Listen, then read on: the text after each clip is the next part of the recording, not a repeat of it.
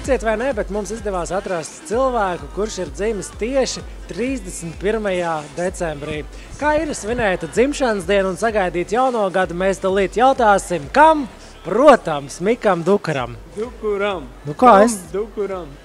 Viņš tagad dzied, viņš mēģina ritmus Es ar rīmēm, zinu, kā daudz iznāca sadarboties ar reperiem, tad es visu rīmēju. Krūta. Klausies, pavisam nesen šajā nedēļā tev arī labi panākumi mikrofona aptaujā.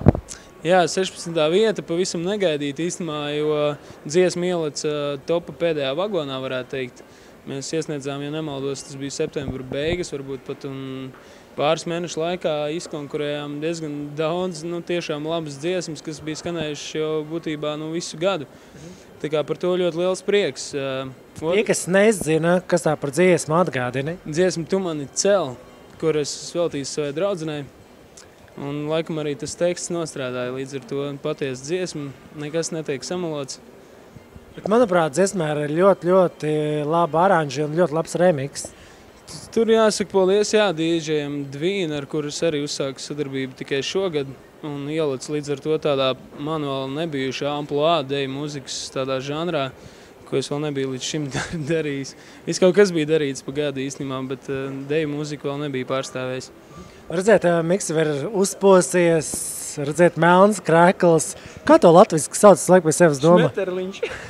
Šmeterliņš. Tauriņš. Tauriņš. Starp citu, es zinu, ka tu gatavojies arī jaunajam gadam, un jaunajā gadā, protams, būs Eirovīzija. Piedalies gan tu, piedalās arī tava māsa. Ar kādu dziesmu vai būs priekšnesums, ko gatavo? Nē, principā Eirovīzija īstenībā īstais jau nosaukums ir Eiro dziesma, tātad es varu lepoties, ka es esmu pārstāvis ar 2 dziesmām, jo Pauls dziesmā es esmu arī teksta autors un savai dziesmā es esmu viscaur autors. Tā kā 2 dziesmas, par to neizsakāms prieks un ņemsim dalību atkal, cik varēsim. Bet visi baigs atspringt īstenībā, man vēl dzimšanas diena pa vidu, tā kā notiek mēģinājumi paralēli un gatavojamies nopietni. Es saprotu, būs arī šovs, ja?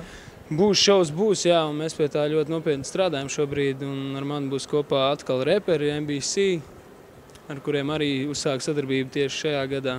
Vispār viss kaut kas ir uzsākts tieši šajā gadā, šis gads ir bijis ļoti ražīgs. Veiksmīgs arī. Veiksmīgs, jā, varētu teikt arī veiksmīgs, ja man bija iespēja atzīmēties arī mikrofona aptaujā, tad jau arī veiksmīgs. Runājot, teiksim, ja mēs skatāmies vēl uz nākamo gadu, kādi ir vēl plāni bez Eirovīzijas, jeb Eirodziesmas? Ir plānā radīt daudz dziesmas, jo mikrofona aptauja ir viens no tādiem mērķiem, kāpēc radīt dziesmu, jo ir iespēja arī beigās kaut ko par to dabūt un tikt novērtētam un skatītāji balso, par to liels paldies. Un jā, ir iespēja atzīmēties, un tāpēc es droši vien spiedīšu to, ka tiks sacerēts vēl daudz kompozīcijas un jā, visādos žanros visnotaļ. Un pavisam nesen tika uzsākt sadarbība arī ar Kristapu Krievkalnu, kur mēs un Pauli iedziedājām tādu bišķi šim laikam vairāk atbilstošāku dziesmu It viss. Un tā kā no tās sadarbības arī domāju izrietēs ļoti daudz kompozīcijas.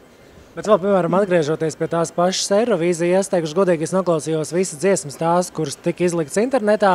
Es spēju atlasīt kādas 13, kuras es liktu vispār finālā, un ir 20 atlasīts, bet teikšu pilnīgi godīgi, tas nav tāpēc, ka es jūs zinu, bet abas tavas dziesmas bija arī manā listē. Bet kā tev šķiet, ja, piemēram, kāda no tavām dziesmām trāpīs finālā un būs tātad jāpārstāv lielajā Eirovīzijā. Es tā visu laiku pie sevis domāju, viena lieta ir dziedāt šeit, kad ir gaismas un viss, bet ir otra lieta, kad tu tiec uz lielās skatuves, un kā mēs zinām, tur rodas problēma, jo mums nav naudas gaismām, mēs stāvam uz tumšas skatuves. Kā tev šķiet, kā ar to tikt galā? Es nezinu, kā tur šogad ir budžets un kāds būs gaismas tur galā, bet es visnotaļ esmu gatavs pārstāvēt Latviju. Tas tā baigi spēcīgi izskanēja tikko. Forši. Ja nav pārliecības, tad arī nav vērts piedalīties. Es vēl nebiju to izrunājis, jo viss tiek akcents likts uz to, ka galvenais ir izdarīt visu kvalitatīvu, un tad jau beigās arī cilvēki ļuģi paķēnits. Cilvēki pavilksies un viss būs forši. Jā, viņš mēģina paņemt uzreiz 2 auditorijas. Mēs ar krieviem daudz. Mums arī NBC ir tāda krievu tautības pārstāve, un tad mums tas visu laiku tas konekts ir sanāk krievu valodā. Kad tev tā gadījās piedzimt 31. decembrī, tu tā plānoji pats? Man pašam nekāds funktieris nebija tur. Es nezinu, kaut kā es tā biju izdomājis, jā, jo tad... Kā vecāki, viņi tev ir sastājuši, mamma, tu biji plānots tieši 31. vai pirms vai pēc?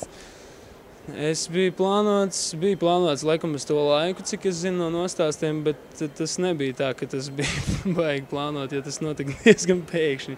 Sanāca izjaukt vecākiem jaungadu balli, par to jātainojās publiski arī.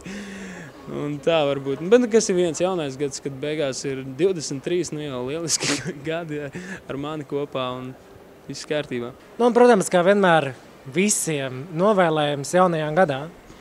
Es visiem novēlu pozitīvu 2012. gadu, un ne tikai savā vārdā, bet arī savas grupas vārdā, kas ir pavisam nesen arī tapusi šajā gadā vēl.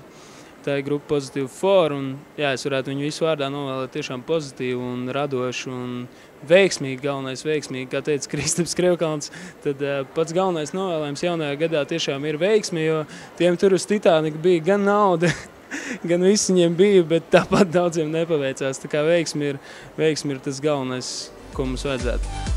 To arī novēlu.